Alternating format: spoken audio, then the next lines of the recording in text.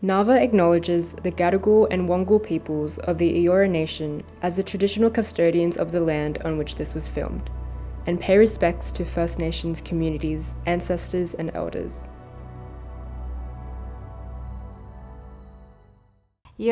I'm Libby Harward and I'm a Quandamooka woman. I'm Ngugi, I'm from Mulgumpin and Manjarrabah, that's Moreton Island and Stradbroke Island in Queensland. I use my art to tell stories of different ways of seeing, so quite often I'll play with contemporary concepts or Western concepts and show Aboriginal meanings and our sovereignty through them. What has been a turning point in your career? Lots of things happened in my life at the same time. I started to really focus on myself, and I also got invited to an Indigenous arts camp. I went over as a graffiti artist and I took nothing, and then it was on my country, so it was on Strati, and I just really reconnected with country and artists and the way that we can communicate through our work. And being mentored just for that week by Fiona Foley was pretty life-changing. As an artist, I was exposed to platforms where I could speak about stuff that I wanted to speak about, speak politically and meet other people and curators and connect with my cousins and it just went from there.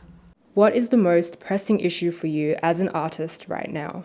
I have a lot that I do, and I'm always trying to bring other artists with me and expose them to this collaborative kind of supportive community. I run a gallery and do professional development, and then I also have my own arts practice. So sometimes it's a real juggle. It can be really hard to maintain your own self-care. So I guess the answer to that for me is to make sure that I'm being true to myself and true to my own story in the work that I do.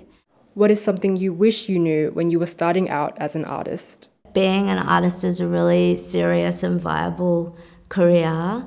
And yes, it's really hard work, but it's really strong work. And that there's heaps of opportunities and platforms to do and say what you really want to say. Artists are really generous people, and that not to be afraid to be a part of the arts community and share and talk ideas, because it's such a vibrant, intelligent and political scene. How has NAVA's code of practice been useful to your work as an artist?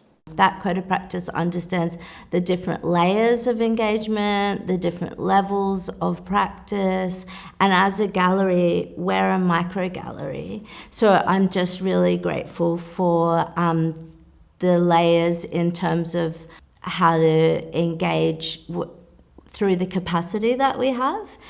And recently I've noticed there's also cultural guidelines for welcomes to country, and because, that cultural load, I get asked a lot of questions, so it's really good to refer to the NAVA Code of Practice, and it's just pretty invaluable, really.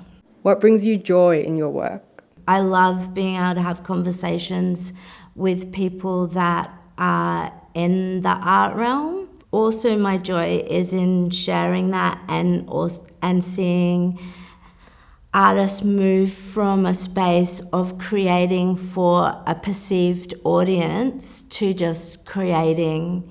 And we really need to push the platforms for experimental art and, different ways of continuing our culture and stories. And seeing my kids, seeing my children through being exposed to the arts, now weaving and participating in culture and understanding the world through a pretty sophisticated lens, really. That brings me joy.